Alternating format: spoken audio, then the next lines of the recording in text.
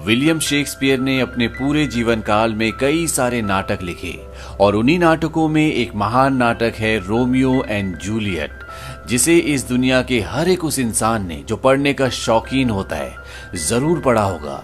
और साथ ही साथ इस दुनिया में जितनी भी फिल्म इंडस्ट्रीज हैं उन सब ने इस नाटक से इंस्पायर्ड होकर फिल्में जरूर बनाई हैं। Bollywood silver screen presenting Romeo and Juliet. ये कहानी शुरू होती है इटली के वेरोना बीच से, जहां पर दो गैंग्स को दिखाया जाता है। एक गैंग का नाम है कैपुलेट्स और दूसरे का नाम है मॉन्टेग्यूज। इन दोनों गैंग्स के बीच में खानदानी दुश्मनी है। ये हमेशा एक दूसरे से लड़ते रहते हैं। इनकी दुश्मनी का ये आलम है कि अगर इन दोनों गैंग्स को खुला छोड़ दिया जाए तो ये अपने साथ साथ पूरी दुनिया को जलाकर राख कर दें। और इस कहानी की शुरुआत में यही दिखाया जाता है कि इन दोनों गैंग्स के बीच में गैंग वॉर हो रहा है और ये लड़ाई बढ़ते बढ़ते शहर में फैलना शुरू हो जाती है। लेकिन तभी वहां पर हेलीकॉप्टर से chief of police captain prince आ जाते हैं और वो इन दोनों गैंग्स को सरेंडर करने के लिए कहते हैं। लड़ाई खत्म हो जाती है और पुलिस चीफ अपने पास इन दोनों गैंग्स के लीडर्स को, यानी कि दोनों खानदान के जो मेन लोग हैं, उन्हें बुलाते हैं। एक का नाम होता है टेड मॉन्टेग्यू, ये रोमियो के पिता हैं, और दूसरे का नाम होता है फुलगेंसियो कैपुलेट, ये जूलियट के पिता हैं। कैप्टन प्रिंस दोनों खानदानों के मुखियाओं को धमकी देते हैं कि ये तीसरी बार है जब तुमने ऐसा किया है और अगली बार ऐसा हुआ तो ये तुम्हारे लिए अच्छा नहीं होगा। वहीं रोमियो को दिखाया जाता है। रोमियो को लड़ाई झगड़े से, मारपीट से कोई मतलब नहीं है। वो इस दुनिया को पसंद नहीं करता, बल्कि आजकल वो खोया खोया रहता है क्योंकि वो एक लड़की से प्यार करता है जिसका नाम रोजलिन है। लेकिन फिलहाल ये वन साइडेड लव है। रोमियो और उसके कजन बेनवोलियो, जिससे रोमियो क्लोज है, इन दोनों को पता चलता है कि आज रात को रोजलिन एक पार्टी में जा रही है और ये पार्टी कैपुलेट परिवार की है जो उन्होंने अपने घर पर रखी है। ये वो परिवार है जो रोमियो के परिवार का सबसे बड़ा दुश्मन है। लेकिन रोमियो किसी भी कीमत पर रोजलिन से मिलना चाहता है, इसीलिए वो इस पार्टी में शामिल होना चाहता है। लेकिन पार्टी में जाने के लिए इन्हें पास की जरूरत होगी। रोमियो का एक बेस्ट फ्रेंड होता है जिसका नाम होता है मर्क्यूशियो, और जब रोमियो उसके पास जाता है तो वो उसके लिए पार्टी के अंदर जाने के लिए पास का इंतजाम कर देता है। लेकिन जाने से पहले वो रोमियो को कहता है कि तुम्हें कुछ देना चाहिए ताकि तुम्हारे अंदर कॉन्फिडेंस हो, और ये एक नशे की गोली खा लेते हैं और अब ये अपने चेहरे पर नकाब पहनकर पार्टी में चले जाते हैं।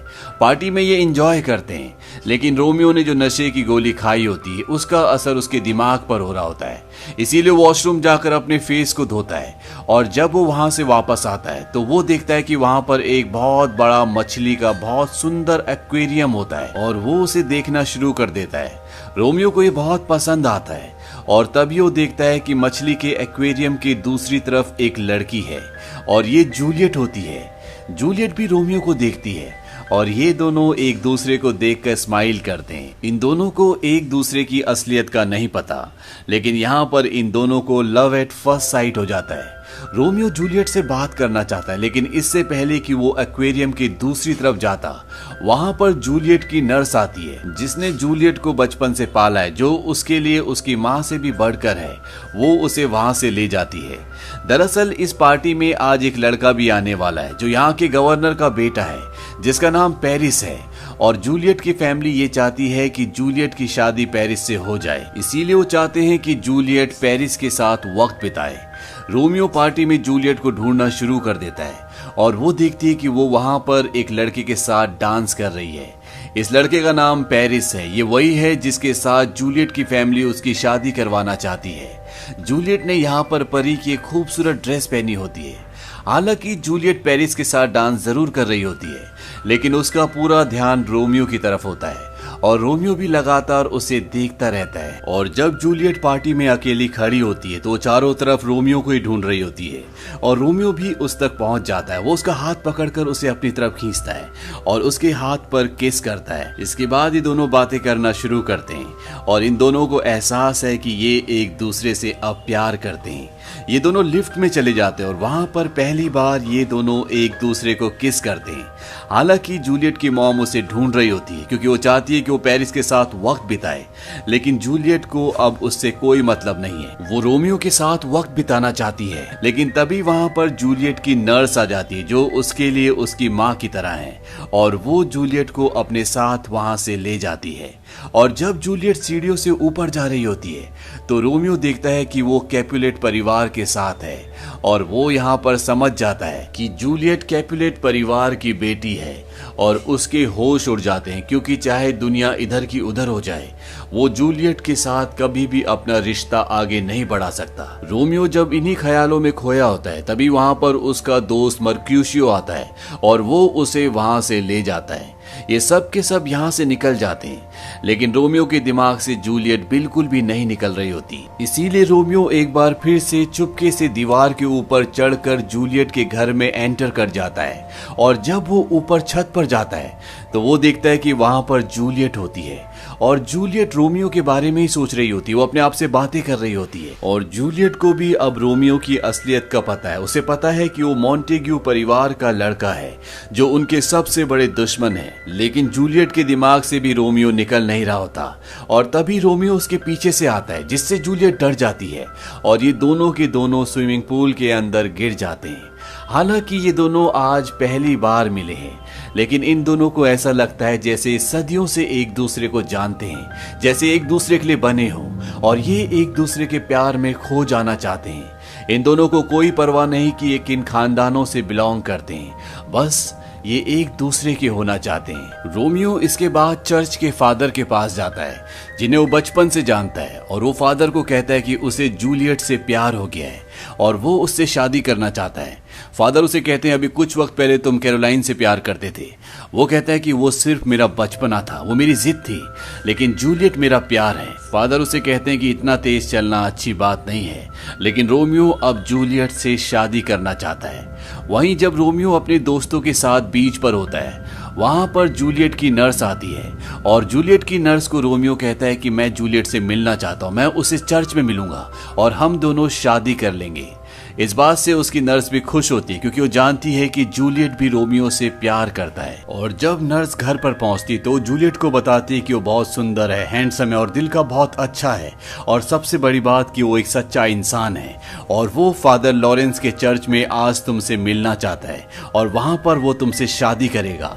इस बात से जूलियट बहुत खुश हो जाती है और वो शाम को फादर लॉरेंस के पास पहुंच जाती है जहां पर रोमियो उसका इंतजार कर रहा होता है, और फादर लॉरेंस इन दोनों की शादी करवा देते हैं। लेकिन फादर लॉरेंस जानते हैं कि इन दोनों के खानदानों के बीच में दुश्मनी है, वो कभी भी इन दोनों को मिलने नहीं देंगे। इसीलिए वो इन दोनों को कहते हैं कि अभी अपनी शादी को सीक्रेट रखना और धीरे धीरे ये बात अपने परिवार वालों के सामने लाना। इसीलिए जूलियट अपने घर वापस चली जाती है। जूलियट का एक कजन होता है जिसका नाम होता है टिबाल्ट, और टिबाल्ट को रोमियो और जूलियट के रिश्ते के बारे में पता चल जाता है। इसीलिए वो रोमियो को ढूंढने के लिए बीच पर जाता है जहां पर उसकी मुलाकात मर्कुशियो से होती है। और जब मर्कुशियो और टिबाल्ट बात कर रहे होते हैं तभी वहां पर रोमियो भी आ जाता है और वो रोमियो से लड़ना चाहता है, लेकिन रोमियो जूलियट के कजन टिबाल्ट की तरफ दोस्ती का हाथ बढ़ाता है, लेकिन वो रोमियो से दोस्ती नहीं करना चाहता, उसे मारना शुरू कर देता है। पर रोमियो उस पर हाथ नहीं उठाना चाहता क्योंकि वो जूलियट से प्यार करता है, और वैसे भी वो लड़ाई झगड़े मार काट से सबसे दूर होता है क्योंकि रोमियो की सोच बाकी लोगों से बिल्कुल अलग है। लेकिन टिबाल्ट रोमियो को मारना नहीं छोड़ता। मर्कुशियो को यह देखकर गुस्सा आ जाता है और वो टिबाल्ट पर हमला कर देता है, और एक पल ऐसा आता है जब वो टिबाल्ट को मारने वाला होता है, तभी रोमियो उसे रोक लेता है। और जब मर्कुशियो रोमियो से बात कर रहा होता है तभी टिबाल्ट पीछे से उस पर हमला कर देता है।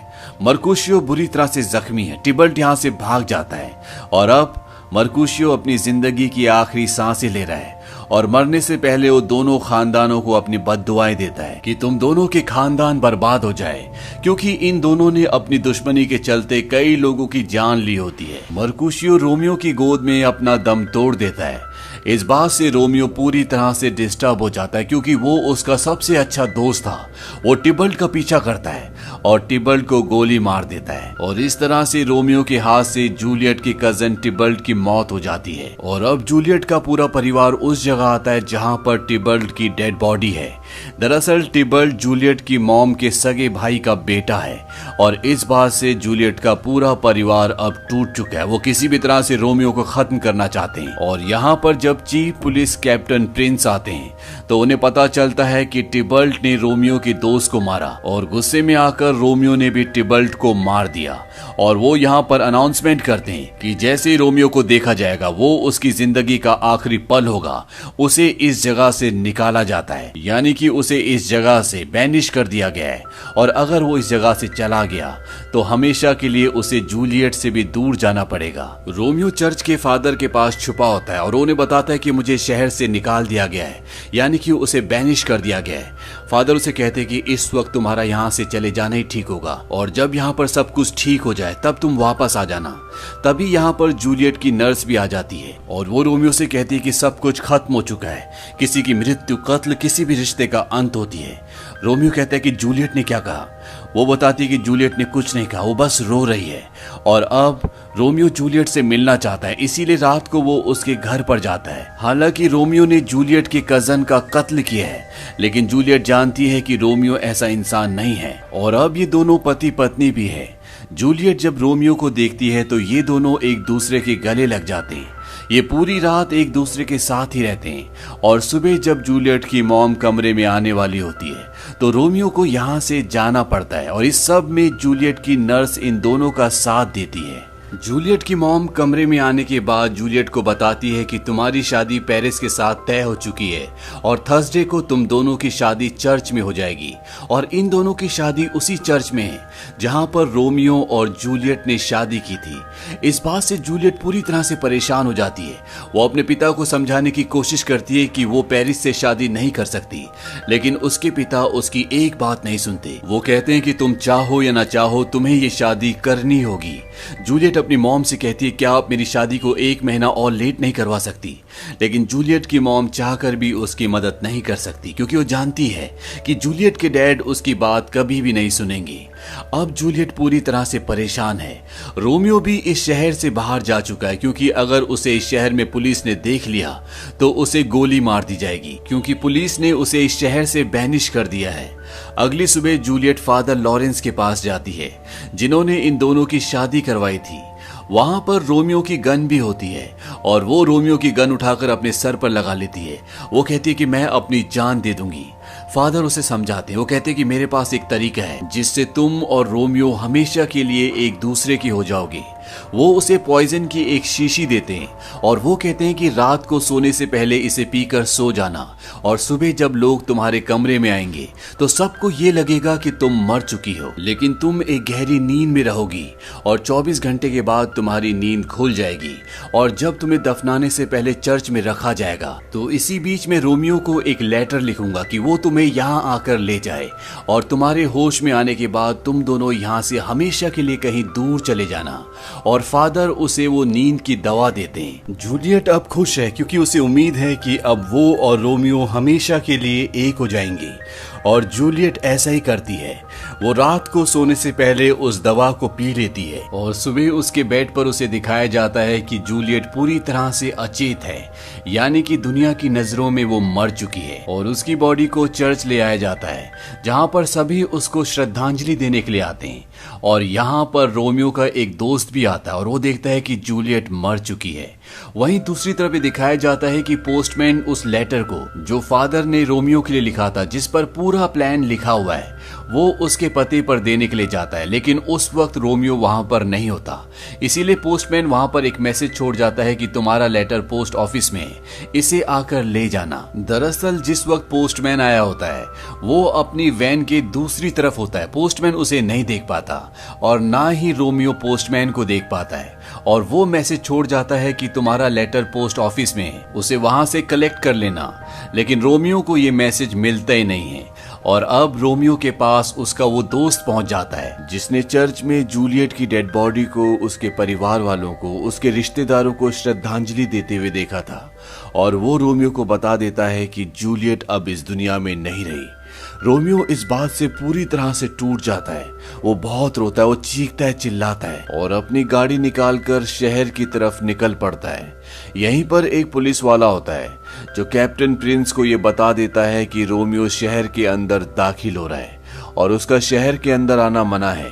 इसीलिए शहर की जितनी भी पुलिस होती है वो सब अब रोमियो के पीछे है। वो हेलीकॉप्टर से, गाड़ियों से रोमियो का पीछा करते हैं। रोमियो सबसे पहले एक बूढ़े आदमी के घर जाता है और उसे कहता है कि मुझे ऐसा जहर चाहिए जिसका कोई भी इलाज ना हो और जिसे पीने के बाद इंसान बच ना सके।